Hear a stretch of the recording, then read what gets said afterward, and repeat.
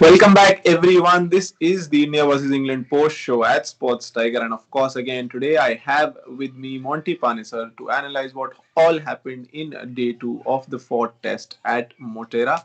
Monty, first of all, welcome. India have a handsome lead on day two now. The pitch has played better. It looks like it's a better prepared wicket than the last game. Uh, do you think the BCCI or the pitch curators were under pressure after the way the last pitch was prepared, and they have maybe done a better job at preparing the pitch this time around? Yeah, look, I agree with you. I think this, the BCCI and the Grand Creator, they were under extreme pressure. They obviously produced a pitch that, a lot of people questioned after 2 days finishing. Was it, worth, having such a big stadium and producing a pitch like that? But they've obviously, have produced a really good wicket. So, I don't think there's any question marks about the pitch. I think it's to do with England. Just had England, well, India was struggling. 84 for four, and then Rishabh Pant scores this a fantastic 100 where I think I knew the obviously the weakest link was going to be Dom Bess, who didn't bowl very consistent today.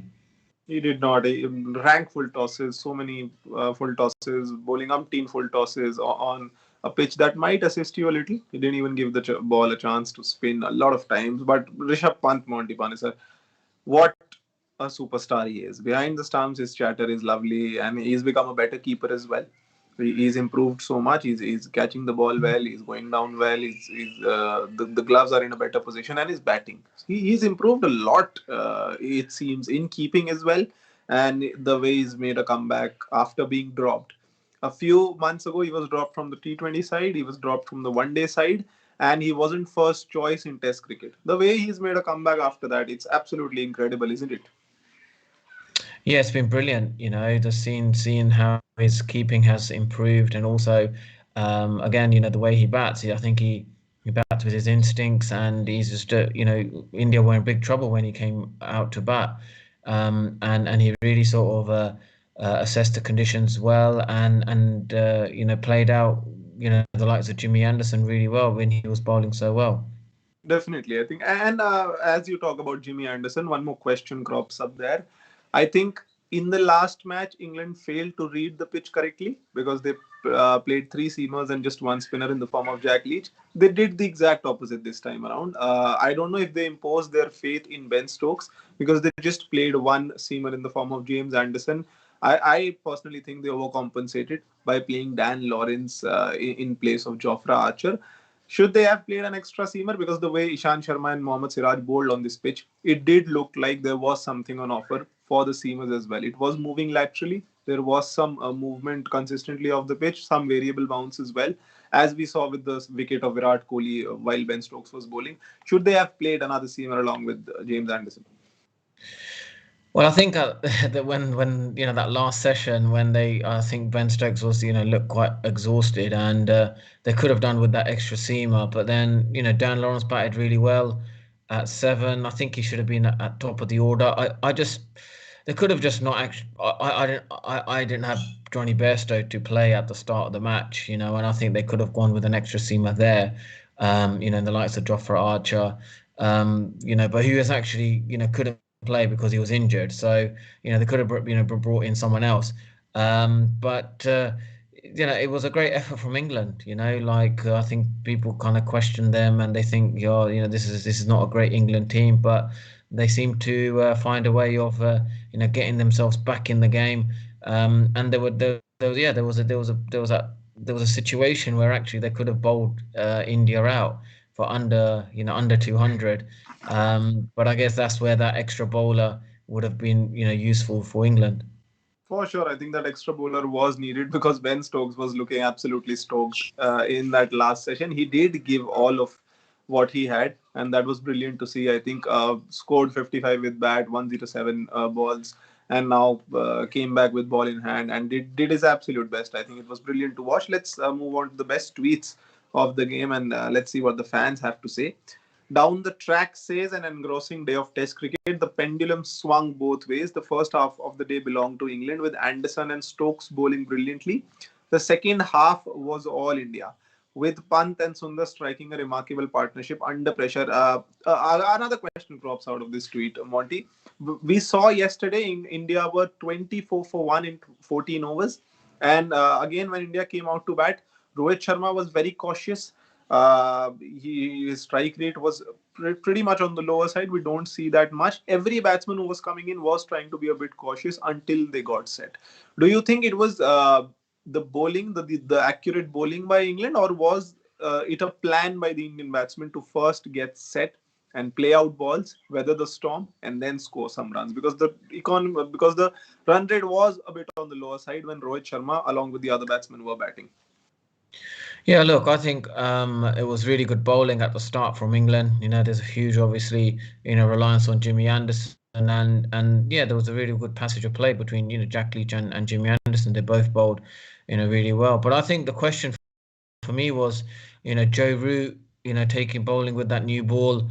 He could have easily bowled with, Jack or Dom, and I think that there's he's sort of undermining the spinners a little bit, and I think he doesn't really has as much faith in them as as he wants them to. And I think even with Jack Leach, yeah, he's bowling well, but he just knows that if I put him in a situation to bowl a side out, he doesn't believe that Jack Leach or Dom Best can do that.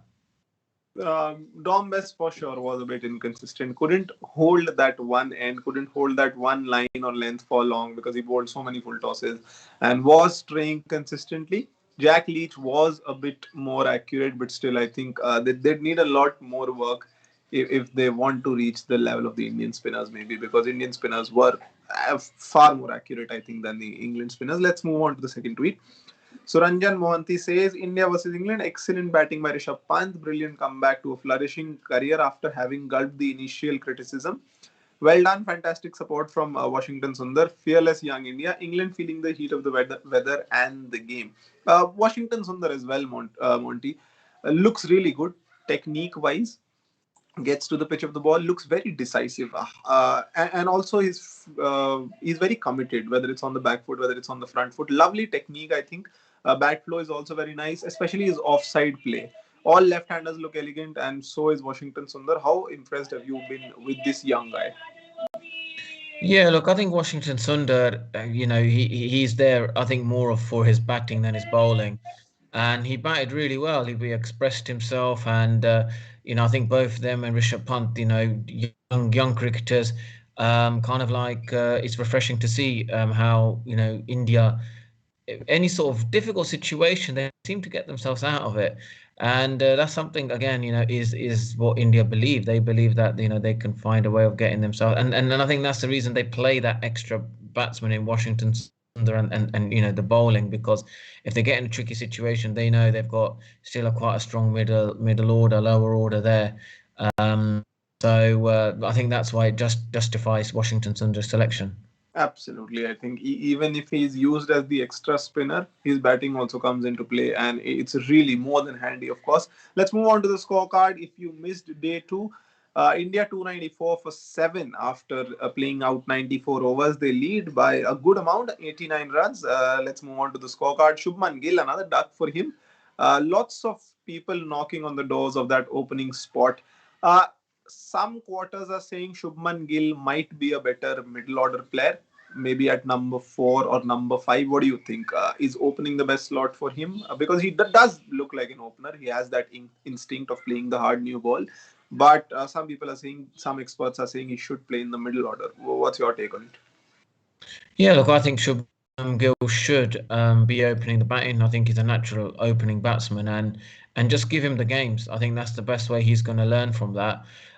He's got a good technique. Yeah, he's been caught out with, Jimmy Anderson's a great bowler, against Ben Stokes. I think he would learn a lot from here, because in Australia he played, the fast, because the ball doesn't do as much, and I think even in India with that extra grass, it just does a little bit, and that's something that he will probably have to work on very quickly, because with that tour of England, this is the type of bowling he's going to face.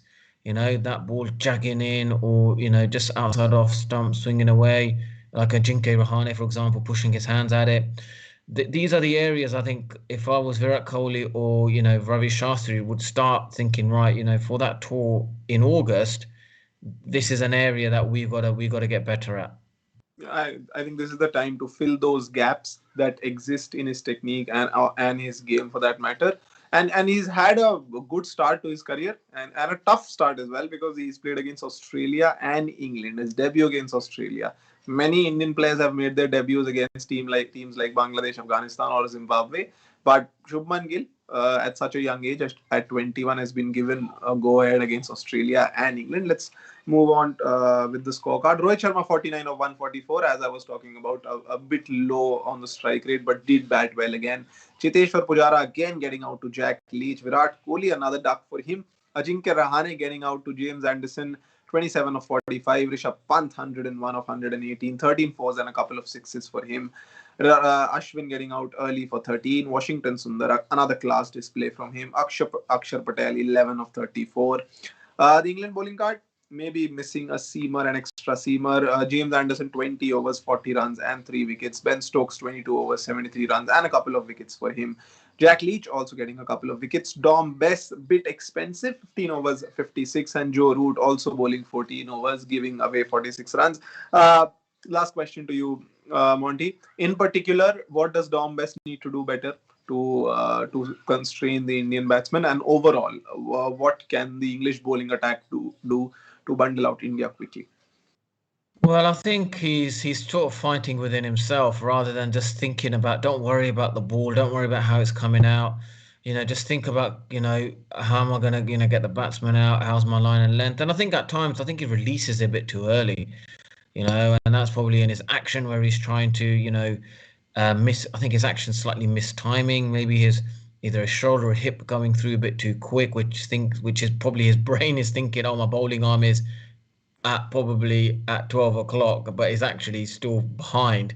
And then he releases the ball and suddenly it becomes a full toss. So it must be something in his action which needs, slight correction.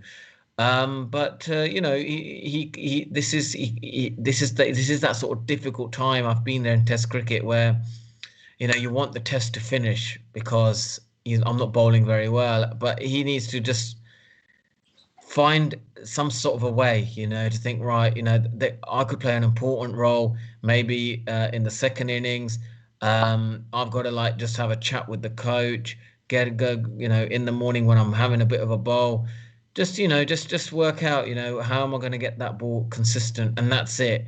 Don't worry about today's day. It's okay. It's okay. You're allowed to have a bad day, but as a Test cricketer, you got to mentally just focus what's ahead of you, and try and maybe analyze the tour. Maybe once he gets back in England, he can really sort of work out what worked well and what didn't go well. I think in this moment in time, he just needs to focus what's happening next ahead of him, and that's it. I think definitely because as an international cricketer, you are allowed to have one or two bad days, but you got to bounce back quickly and not get too much negative. You can analyze things, of course, and they've got a very able mentor in the form of Jeetan Patel as well. Off spinner to off spinner, they can work it out, I think, and Dom Bess will come out stronger, I'm sure, because the England management has been fabulous with their players. Chris Silverwood, I think, will work with him, and even Jeetan Patel. And that is it from us. Monty, thank you for chatting with us again. It was lovely getting insights into the game. This is Sports Tiger. I'll see you again with Monty tomorrow after day 3 ends. Can England bounce back? They have conceded a lead of 89. Can England or can India close it out and make it to the World Test Championship finals easily? We'll have to wait and watch. Till then, goodbye. Have a good night's sleep. We'll again watch the match tomorrow. Cheers.